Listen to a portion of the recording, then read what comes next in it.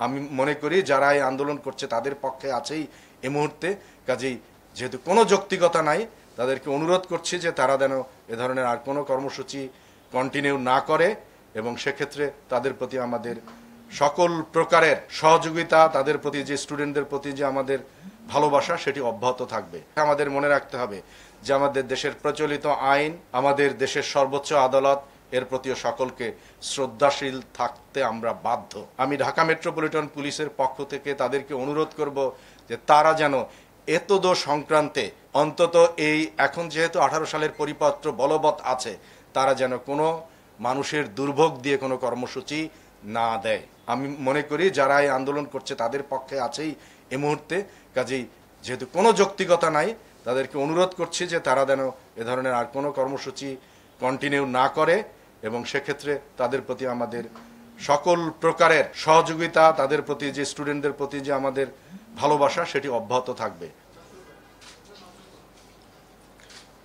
প্রিয় সাংবাদিক বন্ধুরা, আসসালামু আলাইকুম, শুভ অপরাহ্ন। ঢাকা মেট্রোপলিটন পুলিশ সম্মানিত মহানগরবাসীর দৈনন্দিন জীবন যাপনের যাবতীয় কার্যক্রমের ব্যাপারে নিরাপত্তা, আইন শৃঙ্খলা সহ সর্বাত্মক সহযোগিতা করে আসছে, এবং সেটি প্রতিদিনের আমাদের যে প্রোগ্রাম, সেগুলোর মধ্য দিয়েই আমরা কিন্তু সেগুলো করে থাকি। সম্প্রতি যে বিষয়টি আছে আপনারা সকলে জানেন, গত 1 জুন থেকে 10 দিন ধরে শাহবাগ, সায়েন্স ল্যাবরেটরি সহ ঢাকা শহরের বিভিন্ন জায়গায় মানুষের গাড়ি, তাদের চলাফেরা, তাদের জীবনযাত্রা ব্যাহত হয়েছে। ঢাকা মেট্রোপলিটন পুলিশের পক্ষ থেকে আমরা সর্বাত্মক চেষ্টা করেছি যতটা সম্ভব মানুষ নিরাপদে যেতে পারে, এবং কোথাও কোনো প্রকার যেন ল অ্যান্ড অর্ডার সিচুয়েশন তৈরি না হয়। আমরা সকলের যে কোনো অধিকারের প্রতি যেমন শ্রদ্ধাশীল, সেই সাথে সম্মানিত মহানগরবাসীর নিরাপত্তা এবং তাদের গমনাগমনের সাংবিধানিক যে অধিকার, সেটিও প্রোটেকশন দেওয়ার জন্য ঢাকা মেট্রোপলিটন পুলিশ প্রাণান্ত চেষ্টা করে এবং বদ্ধপরিকর।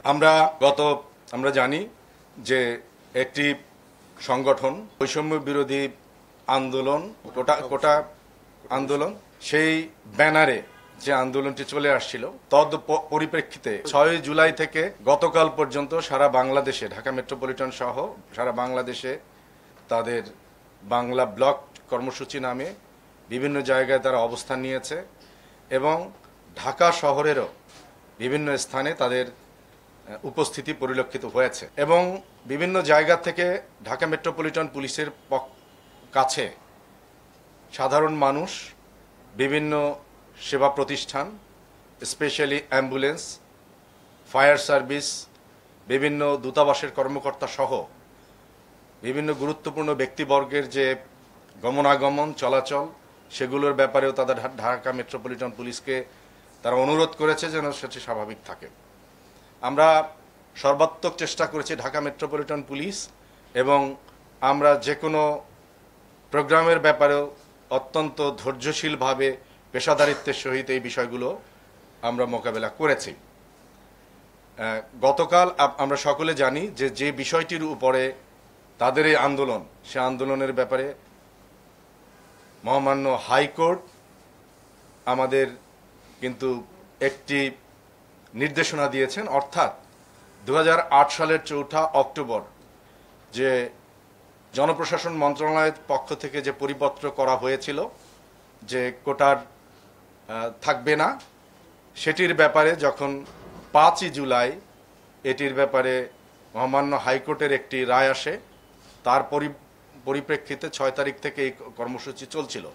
এবং গতকাল কিন্তু আমাদের মহামান্য হাইকোর্টের অ্যাপিলেট ডিভিশন থেকে স্পষ্ট করেই 2018 সালের পরিপত্রকে বলবৎ রেখে 4 সপ্তাহের জন্য স্থগিত আদেশ প্রদান করেছে, যার পরিপ্রেক্ষিতে এখন আজকে বা এই 4 সপ্তাহ আমি মনে করি যে স্পষ্টতই 2018 সালের যে পরিপত্র সেটি বলবৎ হয়েছে, এবং সে কারণে এই স্টুডেন্টদের বা এই যারা এই আন্দোলন করছে তাদের একত্রিত হয়ে জনদুর্ভোগ করার কোনো অবকাশ বা প্রয়োজন আছে বলে ঢাকা মেট্রোপলিটন পুলিশ মনে করে না। সে কারণে আমাদের পক্ষ থেকে যারা এই আন্দোলন করছে সে স্টুডেন্টদের প্রতি অবশ্যই আমাদের ভালোবাসা আছে, সহমর্মিতা আছে, সব কিছু আছে।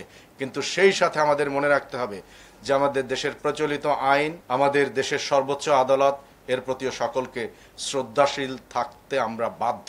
সেই জায়গায় থেকে যেহেতু স্টুডেন্টরা শিক্ষিত, আমি ঢাকা মেট্রোপলিটন পুলিশের পক্ষ থেকে তাদেরকে অনুরোধ করব যে তারা যেন এতদ সংক্রান্তে অন্তত এই এখন যেহেতু 18 সালের পরিপত্র বলবৎ আছে, তারা যেন কোনো মানুষের দুর্ভোগ দিয়ে কোনো কর্মসূচি না দেয়।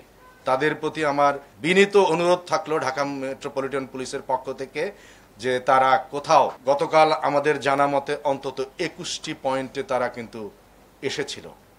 আমরা তাদের সাথে পেশাদারিত্বের সহিত তাদেরকে মোকাবেলা করেছি অথবা তাদের সাথে কথা বলেছি, কিন্তু আমরা সেটি মনে রাখতে হবে যে এর বাইরেও, স্টুডেন্টদের বাইরেও সম্মানিত মহানগরবাসীর নিরাপত্তা এবং কনস্টিটিউশনের 36 অনুযায়ী ফ্রিডম অফ মুভমেন্ট সেটি এনশিওর করতে আমরা বাধ্য।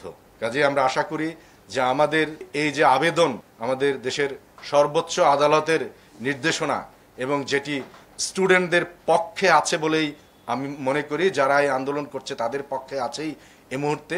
কাজেই যেহেতু কোনো যৌক্তিকতা নাই, তাদেরকে অনুরোধ করছি যে তারা যেন এ ধরনের আর কোনো কর্মসূচি কন্টিনিউ না করে এবং সেক্ষেত্রে তাদের প্রতি আমাদের সকল প্রকারের সহযোগিতা, তাদের প্রতি যে স্টুডেন্টদের প্রতি যে আমাদের ভালোবাসা সেটি অব্যাহত থাকবে।